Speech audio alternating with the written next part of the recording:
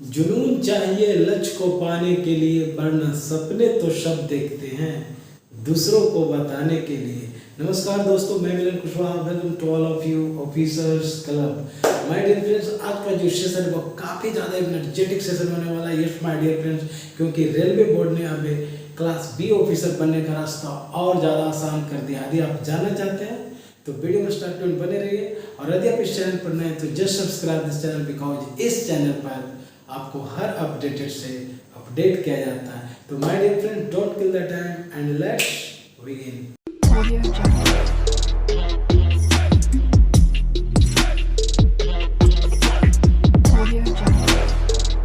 Dear friends, ये देखिए official letter है government of India, ministry of railway, जो कि न्यू दिल्ली डेटेड 8 अक्टूबर 2024 को पब्लिश किया गया है रेलवे बोर्ड के द्वारा। यहाँ पर एड्रेस किया गया है the general manager all Indian railway and product unit, है ना। और kindly attention, PCPO, PFA, deputy CPO, deputy COG, सभी को यहाँ पर कोड किया गया है। और जैसा देख रहे हैं कि पहले जनरल मैनेजर यानी जितने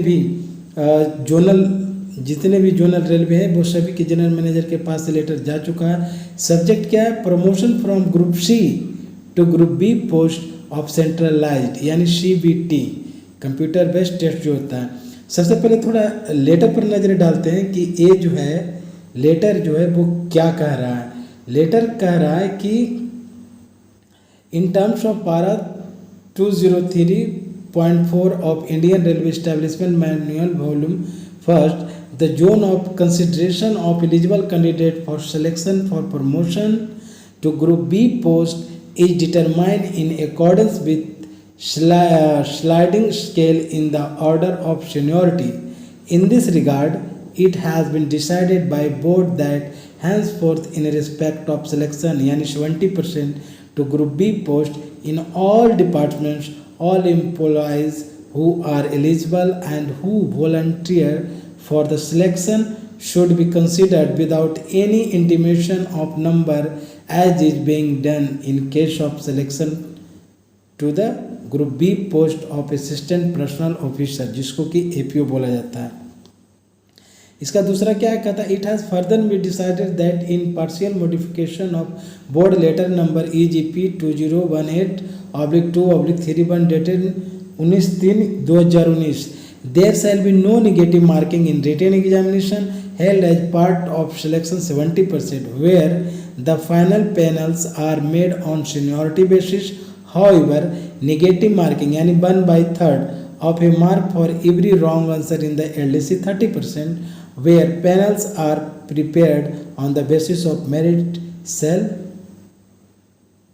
continue.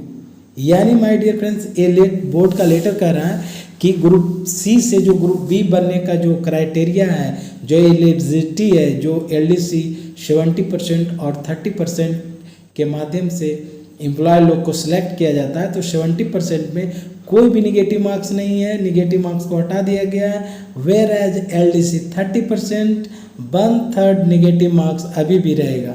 और यहाँ तक का जो समरी है वो यही है। आगे देखते हैं कि आगे कुछ क्या है। कहता है कि the aforesaid instruction would apply to selection LDC notified after the date of issue of 3 instruction. Any selection which has already been notified should be dealt with in terms of existing instruction only. क्या है? These instructions should be widely circulated. Please acknowledge the receipt. Hindi version will follow. यानी my dear friends, ये जो railway board का आप letter देख रहे हैं जो 8 अक्टूबर 2024 को मिनिस्ट्री ऑफ रेलवे के द्वारा पब्लिश किया गया, इसमें सीधा यही बताया गया है कि 70% के लिए और 30% के लिए जो कुछ क्राइटेरिया था उसमें पार्शियल मॉडिफिकेशन लाया गया है, जिसके अंतर्गत ये कहा गया है कि 70% LDC 70% का जो एग्जामिनेशन होता है उसमें अब निगेटिव मार्क्सिंग नहीं रहेगा। पैनल जो बनेगा वो सीनियरिटी बेस पर बनेगा, आप यहाँ पर देख सकते हैं। एंड जो LDC 30% का जो एग्ज़ाम होता है उसमें अभी भी 1/3 निगेटिव मार्क्स रहेगा। ठीक है, यहाँ तक का मेन समरी आपका यही हुआ। आगे देखते हैं, इससे पहले हम समझते हैं कि यहाँ पर और कुछ क्या है। देखिए RBE नंबर 93/2 024। ये क्या कहता है कि इफेक्ट ऑफ द लेटर, ये जो लेटर पब्लिश किया गया इस लेटर का इफेक्ट क्या पड़ेगा। जैसे देखिए, change in zone of consideration from 3 time to unlimited, यानी 3 टाइम टू, पहले 3 टाइम था उसको अब क्या कर दिया गया, जोन चेंज करने का वो अनलिमिटेड कर दिया गया है। दूसरा कि negative marking in 70%, sorry no negative marking in 70%, 70% में अब कोई भी निगेटिव मार्क्स का चर्चा नहीं रहेगा, बिल्कुल ख़त्म हो गया। तो आप समझ सकते हैं कि नेगेटिव मार्क्स नहीं है, यानी 150 क्वेश्चन यदि पूछा जा रहा है तो आप 150 का 150 टच कर सकते हैं। If your answer is wrong then there will be no negative marks you will get, okay. And next 3, panel to be formed as per seniority but also provision of outstanding 70 and above means panel is formed as under। अब देखिए यहाँ पर एक जो बहुत ही जो एकदम क्रांति जिसको रिवॉल्यूशन बोलते हैं लाया है ग्रुप सी एम्प्लॉय के लिए, ये जो कह दिया कि जो आउटस्टैंडिंग 80 मार्क्स जो रहेगा, हालांकि 70% का जो पैनल जो बनाया जाता है वो बेस्ड ऑन सीनियरिटी रहता है, बट अब ऐसा नहीं है माय डियर फ्रेंड। अब है आउटस्टैंडिंग का अब चर्चा हो चुका है, यानी 80% मार्क्स का चर्चा हो गया है। वेदर यू आर जूनियर, यदि आप जूनियर भी हैं तो भी आप 70% के थ्रू क्लास बी में आप गस्टेड ऑफिसर बन सकते हैं। पैनल का फॉर्मेशन किस प्रकार, पैनल का जो पैनल बनाया जाएगा वो किस तरह से बनाया जाएगा। Candidate got 80% and above as per seniority. दूसरा कि candidate got 60% to 79% as per seniority. तीसरा है कि एलिजिबिलिटी क्राइटेरिया क्या है। देखिए यहाँ पर 2 चीज़ लाया, आउटस्टैंडिंग का मैटर जो लाया वो लाया कि यदि कोई कैंडिडेट है वो 80% या एबव 80% मार्क्स एग्रीगेट कर लेता है तो वो सीनियरिटी के बेस पर उसका सिलेक्शन माना जाएगा। दूसरा कंडीशन क्या है कि candidate got 60% to 79% as per seniority. दूसरा कंडीशन ये ला रहा है कि यदि कोई कैंडिडेट 60% टू 79% भी एग्रीगेट करता है तो भी उसका सिलेक्शन माना जाएगा। यदि आपको यहाँ से फिगर कॉन्सेप्ट क्लियर नहीं हो रहा है तो मैं अगले स्टेप में जहाँ जाने वाला हूँ आपको बिल्कुल कॉन्सेप्ट क्लियर हो जाएगा, आपको बिल्कुल पूरी बात समझ में आ जाएगा। फिलहाल हम लोग चर्चा करते हैं एलिजिबिलिटी क्राइटेरिया पर कि 70% में आईपीएल होने के लिए किसी भी ग्रुप सी एम्प्लॉय का जो एलिजिबिलिटी क्राइटेरिया है वो क्या है। कहता है 3 years regular service in level 6 where as in LDC 5 years regular service in level 6। यानी माय डियर फ्रेंड्स यहाँ पर देखिए एक बहुत बड़ा यहाँ पर बहुत बड़ा करेक्शन आया है कि अब 70% में आईपीएल होने के लिए जो एलिजिबिलिटी क्राइटेरिया है वो 5 years से घटाकर 3 years कर दिया गया। किसमें, लेवल 6 में। यानी आप लेवल 6 में आपका ग्रेड पे 42 हो और उसमें आप रेगुलर 3 years का जो जॉब लेंथ है वो आपका पूरा हो चुका है तो आप 70% LDC 70% में बैठने के लिए आप एलिजिबल माने जाएंगे। वेयर एज वहीं LDC 30% की यदि बात किया जाए तो अभी भी LDC में 5 years का क्राइटेरिया एज इट इज़ है, ज्यों का त्यों बना है। यानी यहाँ पर से हम 2 चीज़ देखें। पहला चीज़ हमें क्या समझ में आया कि LDC 30% में नो निगेटिव मार्क्स खत्म हो गया। दूसरी बात क्या समझ में आया कि 3 years का यदि हम कंटिन्यू सर्विस पूरा कर लेते हैं तो हम 70% में बैठने के लिए एलिजिबल हो जाते हैं, जबकि LDC 30% में आपको लेवल 6 में 5 years का क्राइटेरिया अभी भी जारी है। ठीक है, चलिए यहाँ तक तो समझ में आ गया बात। अब आगे देखते हैं। Bifurcation of regular and LDC is 70% plus 30%। Bifurcation किया गया है, यानी ग्रुप सी स्टाफ को ग्रुप बी गस्टेड ऑफिसर बनाने के लिए 2 तरह से आपका सिलेक्शन क्राइटेरिया है। एक है 70% के माध्यम से, दूसरा है 30% के माध्यम से। 70% में अभी हमने देखा कि no negative marks and 3 years का सर्विस किसमें, लेवल 6 में आप एलिजिबल हैं, आपका सिलेक्शन हो सकता है। दूसरा है 30% जो कि अभी हमने देखा कि अभी भी एलिजिबिलिटी क्राइटेरिया जो है वो 5 years का बना हुआ है एंड इसमें निगेटिव मार्क्स है कितना, तो 1/3 निगेटिव मार्क्स अभी भी है। ठीक है, अब देखिए निगेटिव पॉइंट इसका क्या है, इस सर्कुलर का, कि possibility of less vacancies in future due to selection of young candidates. इसका एक बहुत बड़ा कह सकते हैं कि निगेटिव पॉइंट है कि जो चूँकि अभी जो यंगस्टर है, जो ग्रुप सी एम्प्लॉय जो यंग है, बिल्कुल यंग ब्लड है, उनका सिलेक्शन ग्रुप बी में एज ए गेस्टेड ऑफिसर होते जा रहा है और वो गेस्टेड अफसर बनते जा रहे हैं। तो दिनों दिन जो वैकेंसीज है वो फुल होते जा रहा है, जिससे जो न्यू रिक्रूटमेंट है, जो न्यू एम्प्लॉय हैं ग्रुप सी के, जो अभी अभी एलिजिबल हुए हैं या एलिजिबिलिटी क्राइटेरिया के आसपास हैं, तो उनके लिए आगे का सफ़र बहुत ही महंगा साबित होने वाला कह सकते हैं, क्योंकि बिल्कुल आगे जाकर सीट पैक होते जा रहा है। बिल्कुल यंगस्टर लोग उस सीट को ऑक्युपाई करते जा रहे हैं, जिनका रिटायरमेंट होने का भी फिलहाल कोई संभावना नज़र नहीं आता है। तो बेसिकली इस सर्कुलर का ये सबसे बड़ा निगेटिव पॉइंट है। चलिए आगे हम लोग देखते हैं। अब यहाँ से हम लोग फिगर को थोड़ा और क्लियर करने का कोशिश करते हैं, ठीक है। अब देखिए, जो 70% क्राइटेरिया की बात हो रहा है वो ट्रीटमेंट ऑफ आउटस्टैंडिंग। ये आउटस्टैंडिंग का जो मैटर है ना, यही आपके लिए रास्ता को और सरल, सुगम और सुबोध बनाता है। कैसे? वीडियो में बने रहिए। देखिए, the successful candidate are empanelled as under. Successful candidate को इम्पैनल कैसे किया जाएगा? तो इस बेसिस पर किया जाएगा, those securing 80% marks and above in written plus viva work are graded as outstanding. यानी वैसे कोई एम्प्लॉय जो वाइवा में, यानी जो आपका इंटरव्यू होता है और जो आपका रिटन टेस्ट होता है, इसमें दोनों में मिलाकर 80% मार्क्स एग्रीगेट करते हैं तो आपको आउटस्टैंडिंग ग्रेड दिया जाएगा। सबसे पहला पॉइंट इसे आप समझिए। दूसरा क्या है कि those securing between 60% and 79 in written plus viva are graded as good. तो माय डियर फ्रेंड्स, यहाँ पर दो चीज़ सामने निकल कर आया। पहला कि आउटस्टैंडिंग, दूसरा गुड। यानी आउटस्टैंडिंग यदि आप 80% या 80% से एबव मार्क्स सिक्योर करते हैं तो आपको आउटस्टैंडिंग ग्रेड दिया जाएगा, ठीक है। एंड यदि आप 60% से लेकर 79% तक एग्रीगेट करते हैं मार्क्स तो you will get good gradation, यानी आपको गुड का ग्रेडेशन दिया जाएगा। अब इसका आपके सिलेक्शन प्रोसीजर पर क्या इम्पैक्ट पड़ेगा उसको थोड़ा समझते हैं। देखिए, यहाँ कह रहा है, थोड़ा और जूम कर लेते हैं, हाँ यस, यहाँ पर कह रहा है कि the panel shell consist of names of employees who have qualified in the selection corresponding to the number of vacancies for which selection is held.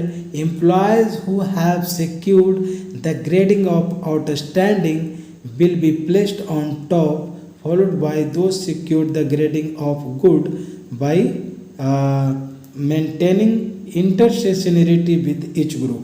यानी यहाँ पर ये कह रहा कि वैसे एम्प्लॉय जो आउटस्टैंडिंग ग्रेड हासिल करते हैं उन्हें पैनल में टॉप पर रखा जाएगा।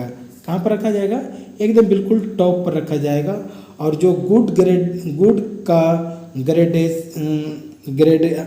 प्राप्त करते हैं उन्हें कहाँ रखा जाएगा? उन्हें उनसे नीचे रखा जाएगा, ठीक है। अब देखते हैं कि थोड़ा इस चीज़ को और क्लियर करते हैं कि 70% का जो सिलेक्शन है out of 150 marks written plus viva दोनों को मिलाकर 150 का 80% यदि आप लाते हैं, यानी 80% कितना हो गया 150 का? 120 मार्क्स, यानी 120 मार्क्स आता है। तो आप समझिए कि 80% मार्क्स आप सिक्योर कर ले लिए हैं और आपको आउटस्टैंडिंग ग्रेड दिया जाएगा, ठीक है।